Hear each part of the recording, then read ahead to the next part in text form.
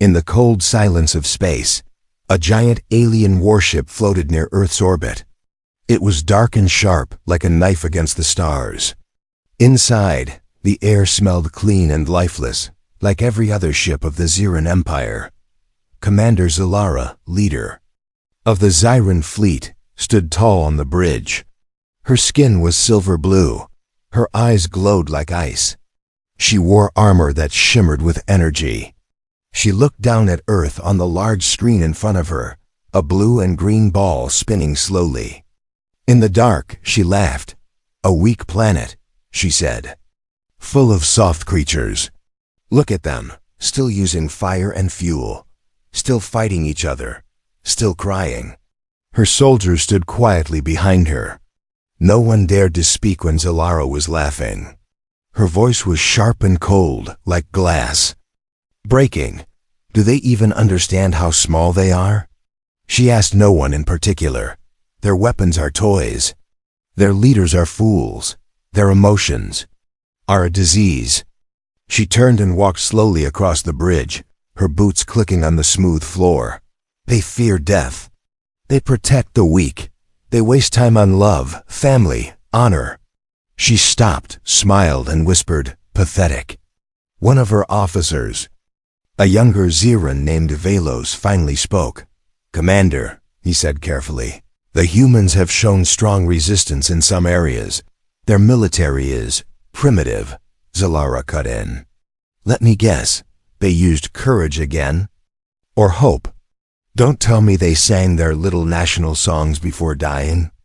Velos looked down. "Yes, Commander." She smiled again, but colder this time. "They always do." She waved her hand, and the screen changed. Now it showed a small human town, children playing in the park, families walking together. "This is the species they want me to fear?" she said, stepping closer. "Let them laugh, cry love, soon they will all burn." The bridge was silent. "Prepare the strike," Zalara ordered. "But first, I want something more personal." Velos raised an eyebrow. "Commander?" "I want to see them up close," she said. "Send the stealth pod. I will go down myself. Let me meet these human leaders. I want to see their fear." "But Commander, the risk. I am Xeran." She snapped. "I do not fear, especially not humans." Her order was final. Within an hour, her stealth pod was ready. Small, fast, and nearly invisible, it was built to fly through the Earth's defense systems without being noticed. Zalara stepped inside the pod. A lone dot as the pod disconnected from the warship. The stars stretched and spun behind her. Earth grew larger in front of her window. Clouds moved slowly over oceans and cities. The planet looked calm. "Innocent dot," she narrowed her eyes. "Let's see what you're hiding." "Little world," she whispered. But just as the pod entered Earth's atmosphere, a sudden explosion shook it. Red lights flashed. A siren screamed inside the tiny craft. Boom. Her pod had been spotted. Somehow the humans had found her. Missiles flew toward her at high speed. She tried to steer, but the systems were damaged. She growled, "Impossible! They are not supposed to see me." The pod began to spin. Fire wrapped around it as it dropped through the sky. Zalara hit a button on the side panel. Emergency protocol. Escape pod release. A small chair shot out of the main pod. It wrapped around her in a hard shell and activated a force field. She fell through the clouds like a comet. Below her, Earth waited. Somewhere on the ground, a human radar officer stared at his screen. "Sir." "Something's falling," he said. "Missile?" asked the general. "No, something alive." Zalara crashed into the middle of a dense forest. Trees snapped, dirt flew, and smoke rose into the sky. Silence. Then the escape pod door slowly opened with a hiss. She stepped out, limping, her armor cracked, her pride wounded. She looked around at the tall trees, the bright sky, and the warm wind. She could hear birds. She could smell flowers. This world was so alive. She took a deep breath. Dirty, wild, weak. she said, spitting. But, for the first time, she looked uncertain. Then, she heard voices. Human voices. Soldiers were coming. She raised her hands to fight. Darkness. The kind found in space. But warm, heavy breathing darkness. Zalara opened her eyes slowly. The ceiling above her was made of metal. No stars. No command center. No control. Her body ached. Her armor was gone. Only a simple soft uniform covered her skin. It felt human. She sat up fast, too fast, and winced. Her side burned. A deep bruise, maybe a cracked rib. She looked around. Small room. 4 walls, no windows. 1 camera in the corner. A closed metal door. She was in a cage, but this was no prison cell from her world. There were no electric walls, no laser guards, just silence. And soft humming from the light above. Suddenly, the door opened. 2 humans entered. One was a man, in a green uniform with short brown hair. The other was a woman in a white coat, holding a device in her hands. The man nodded politely. "You're awake." Zalara didn't reply. She watched them carefully. "I'm Captain Reynolds," the man said calmly. "This is Dr. Lee. You're safe here." "Safe?" Zalara said coldly. Her voice was dry. "You think this is safety?" Reynolds raised an eyebrow. "We're not torturing you, are we?" She narrowed her eyes. "Why am I not dead?" "We don't kill injured guests," he said simply. "I am not your guest," she snapped. "I am your enemy." Dr. Lee stepped forward. "Your body needed medical care. We treated your injuries. You were unconscious for 3 days." Zalara's mouth tightened. "You should have let me die." Reynolds crossed his arms. "That's not how we do things." She stood up. Her tall frame towered over the humans, but they didn't flinch. That surprised her. "Where is my ship?" she demanded. Reynolds didn't answer. Instead he asked, "Why did you come alone?" She ignored the question. "You are fools," she said. "You think kindness is strength?" "No," he replied. "We know it is." That made her pause. Just for a moment. Later, she sat alone in the room, thinking. No chains. No force field. Just a closed door. Strange. On her planet, prisoners were locked with pain collars and mind control. Here, they brought her food, let her sleep, gave her water, treated her like a person. Why? The next day, she was taken to a hallway. 2 soldiers walked beside her. They were alert, but calm. No weapons pointed at her. She saw other humans through windows. Doctors, soldiers, engineers. They were laughing, talking, working. Some had bruises, some looked tired. But no one looked afraid. She stopped near a glass wall. Behind it, a group of children were drawing pictures. One child looked up and waved. She blinked. Why would a child wave at a soldier from another planet? Reynolds came beside her. "This is not a prison," he said. "Then what is it?" she asked. He looked at her. A base, a hospital, a shelter, and sometimes a home. Zalara looked back at the child. He was still smiling at her. She quickly turned away. That night, alarms rang through the base. A fire had started in the lab area. People were shouting, running. Smoke entered her hallway. Then, a loud crack. Part of the wall exploded. Fire spread. Fast, a soldier nearby tried to open the emergency door. It jammed. Another human, just a technician, ran into the flames. He didn't run away. He broke the panel, opened the door, and pushed 2 others out. He screamed as fire caught his leg. Medical staff rushed in. Zalara stood frozen, watching. They saved him. He would survive. Why would someone risk pain? 2. Save others? On her ship, that man would be called a fool. On Earth, he was called a hero. Later, Reynolds brought her a warm drink. She stared at it. "Why help me?" she asked. "I would not do the same for you." "I know," he said, "but maybe you will someday." She didn't answer, but she took the drink. The song confused her. Zalara sat alone in a quiet room, watching the screen on the wall. A human soldier had left it on by accident, or maybe on purpose. The screen showed an old black and white movie. Two humans danced under the rain. There was no battle, no weapons, no commands. Just music. And love. It felt strange. Zalara leaned forward, eyes narrowed. She didn't understand the story, but the emotions, they were loud. The man smiled. The woman cried. Then they hugged, holding each other tightly. She had never seen anything like it.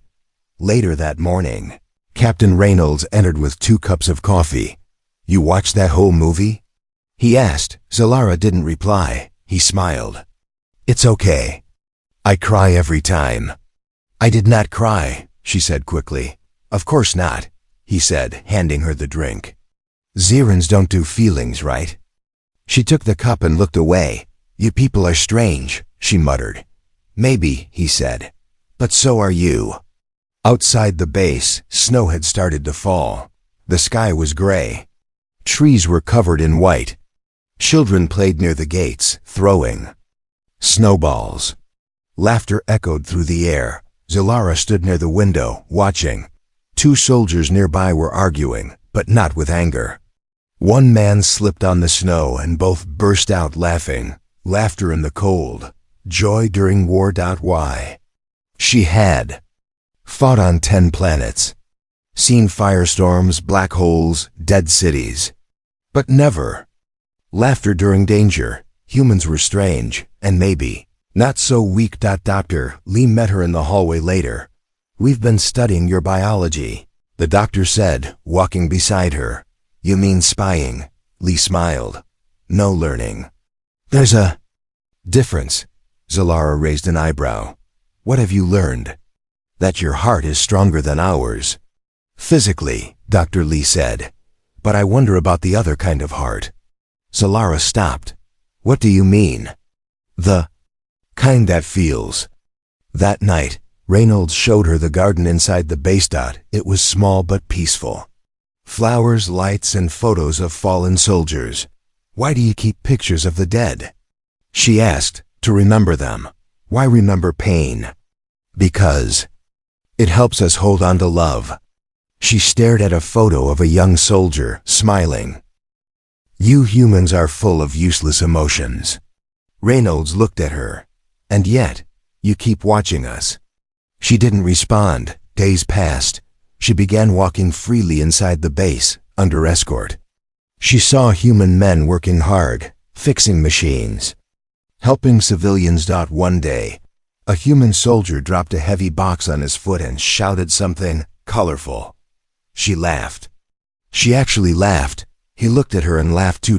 It was the first time she felt something real, not pride, not command. Something warmer. That night, something changed. Zalara sat alone in her room when her communicator, hidden in her bodysuit, suddenly activated. A small blue light blinked.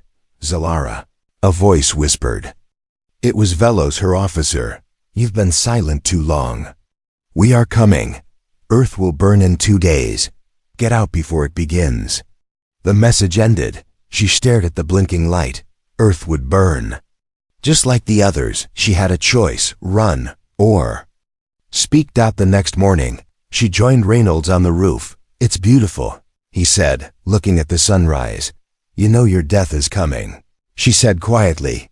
He didn't even blink. "We all die someday," he replied. "What matters is how we live." She looked at him. He wasn't afraid. Not even a little. "You're not warriors," she said. He smiled. "No, we're something harder." "What?" He looked at her and said. "We're human." She watched. The sunrise with a war in her chest. The sky above Earth was soft pink, fading into gold.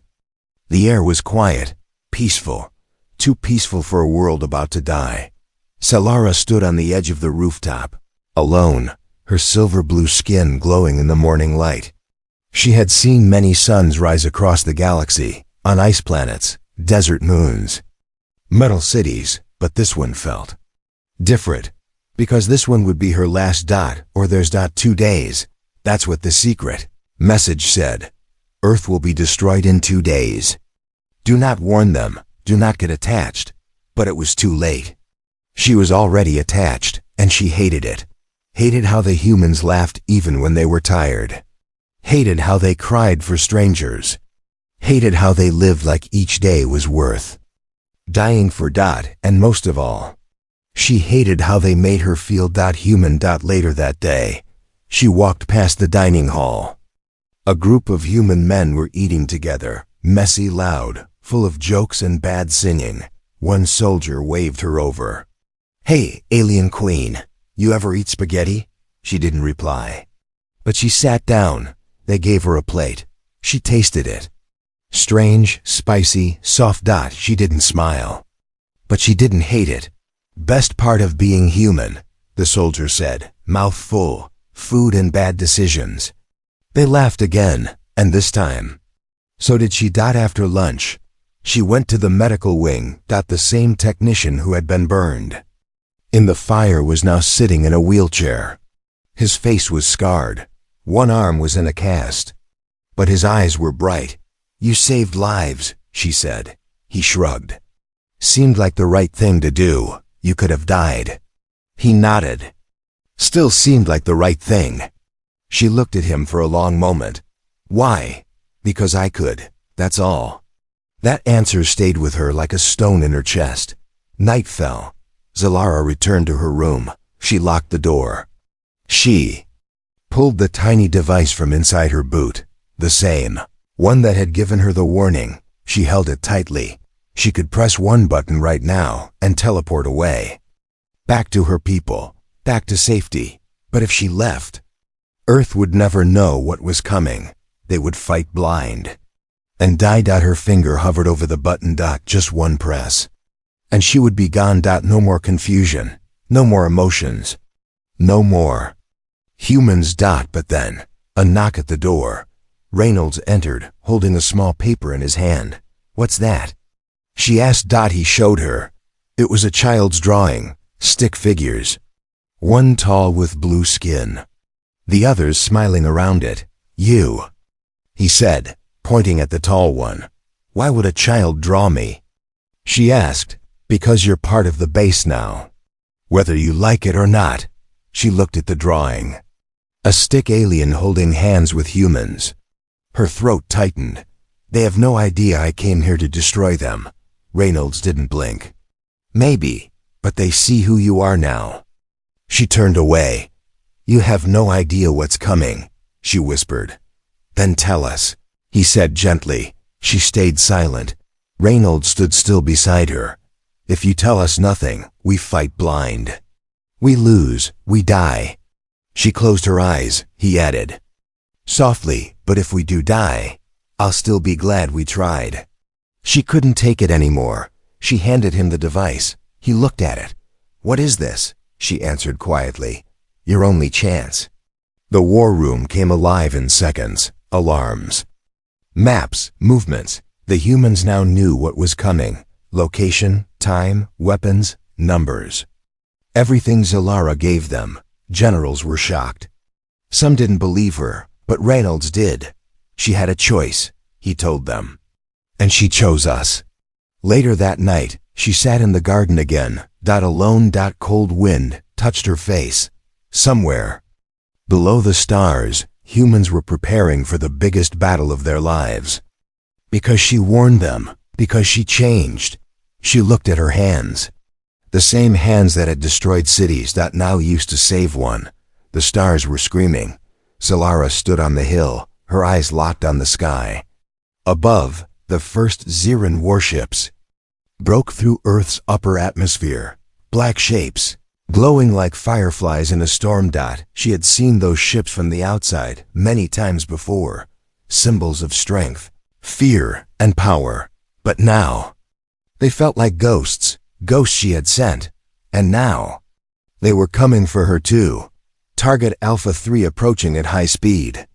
A voice shouted in the command room. "Shields up," yelled General Hayes. Get all civilians underground.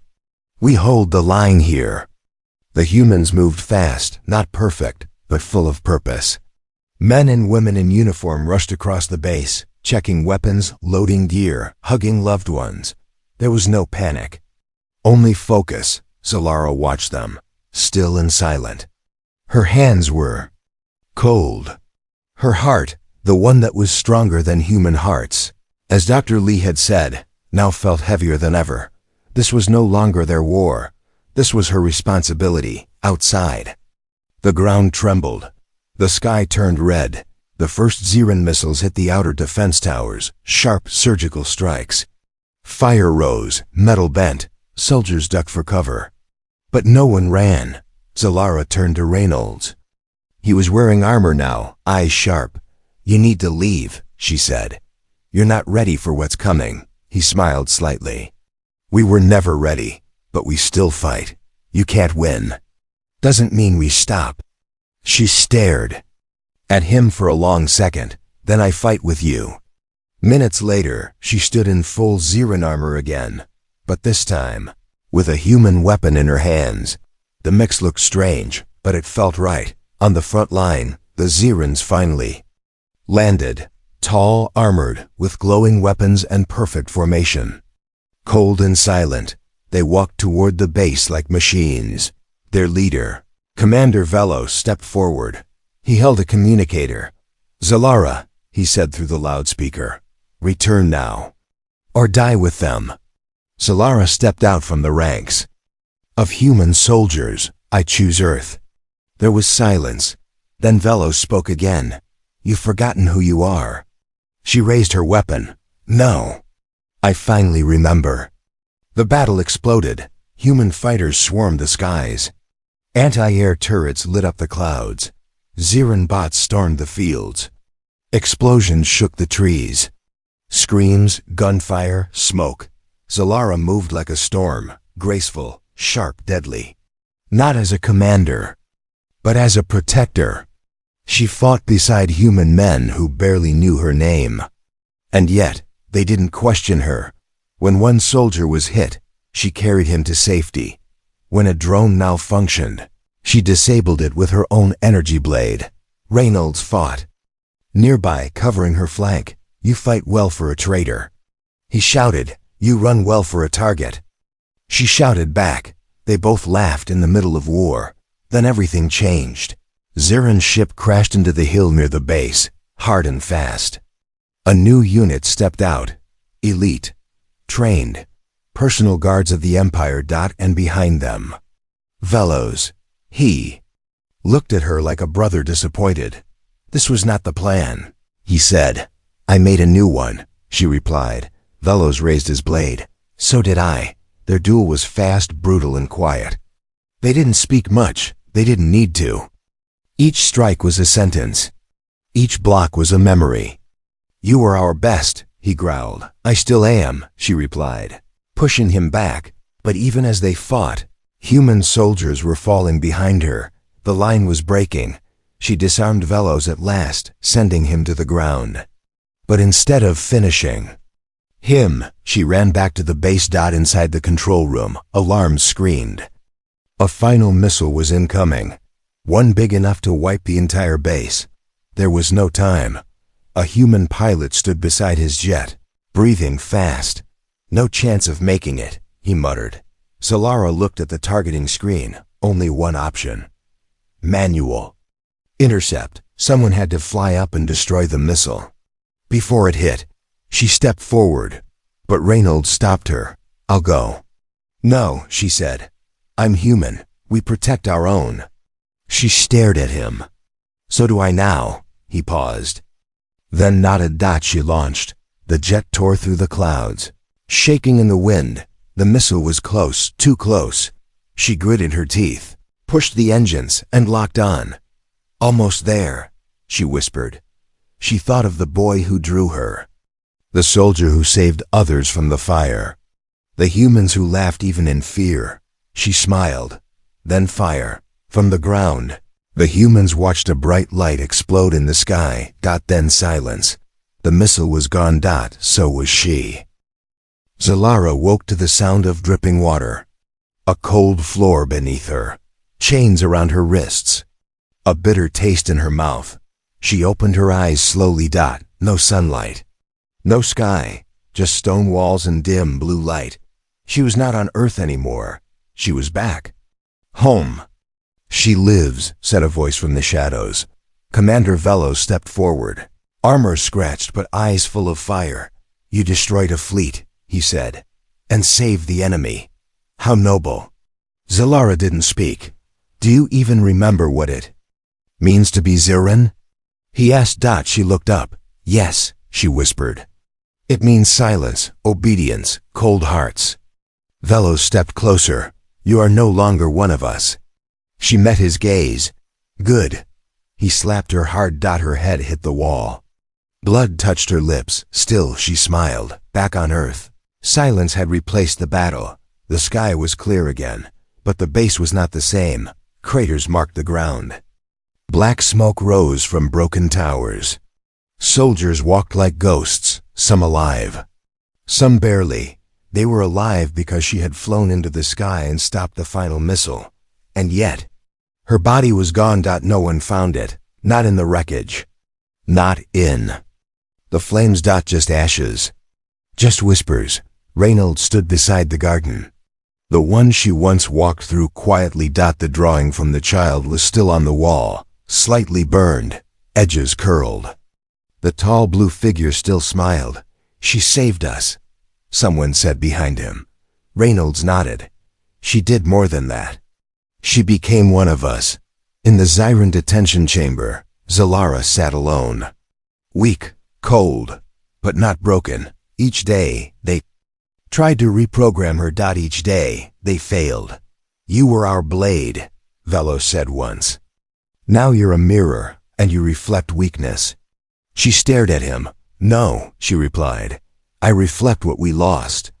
In secret, news of her betrayal spread across the Empire. Some called her a disgrace. Others, a legend. One young Ziran technician smuggled her food during guard change. You gave Earth a chance, he whispered. Maybe we need to learn. She didn't answer, but her eyes softened. Weeks passed. Then one day, a signal reached Earth. Encrypted, weak, but real. Single message, she is alive. Reynolds received it. His hands shook as he read. She's alive, he whispered. And they have her. General Hayes stood beside him. Then we go get her. Reynolds looked out at the stars. No, I go. Meanwhile, inside her dark cell, Zalara held on to one memory like armor, the moment before the jet exploded. She didn't think of pain or war.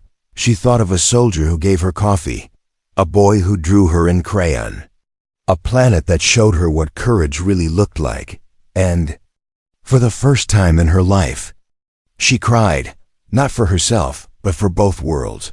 She heard the sound of Earth before she saw it again. Not machines, not alarms, but wind, leaves, laughter in the distance. The escape ship shook as it broke through the Zyran blockade. Flames licked the edges of the windows. Warning lights flashed red. But she didn't care, because this time she wasn't falling from the sky as a prisoner. She was coming home as something else. 3 days earlier, deep inside the Zyran prison, Zalara sat with her eyes closed. She had stopped fighting the guards, stopped speaking to the generals. Her body was bruised, but her will had become steel. Then the lights cut off, the walls shook, the door to her cell slid open with a hiss, and there he was, standing in human armor, blaster in one hand, flashlight in the other. Captain Reynolds. Need a ride? He said. She blinked. You're insane, he grinned. Takes one to rescue one.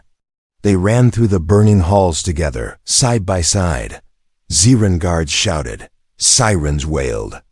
But they were too fast, too focused, not just soldier and alien anymore, something more.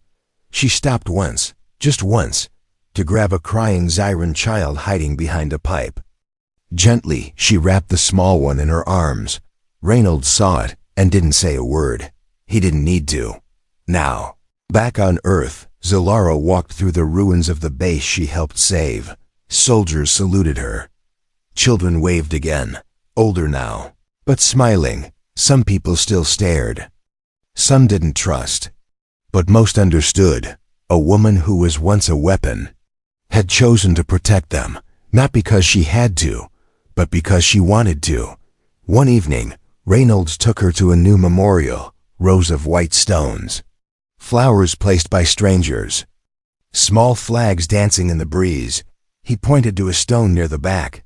Lieutenant Harris, the pilot who trained me, died in the first attack. He knelt and placed a medal beside the stone. Zilara watched quietly. Why honor the dead with medals? She asked.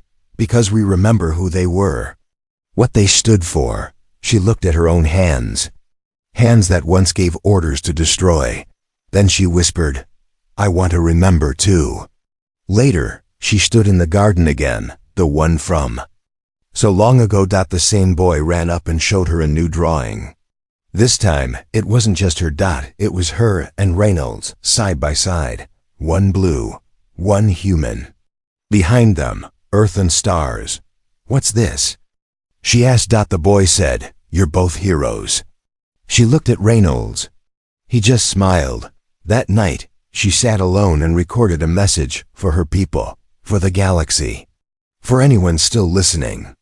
I was raised to believe emotions were weakness, that caring was foolish, that humans were nothing but soft creatures of dirt and noise. But I was wrong. Humans love. They cry. They protect. They forgive. These are not flaws. They are strength. They made me question everything I was. And in doing that, they made me more than I ever was. She sent the message into deep space. Maybe no one would hear it. Maybe they would. But the choice, like all the others she had made, was now hers. The next morning, a soldier asked her something unexpected. Do Zyrans ever laugh? She paused. I used to, she said, at humans, at life, at weakness. And now? She looked at the rising sun, warm on her face. I don't laugh anymore, she said softly. Not because I'm sad, but because now I understand. Narrator. Final closing. She came as a weapon. She became a witness. She left as something entirely new. A warrior not of power, but of purpose. A heart rebuilt by pain, by courage, and by the quiet, wild strength of humanity. She never laughed again. But she never needed to. End.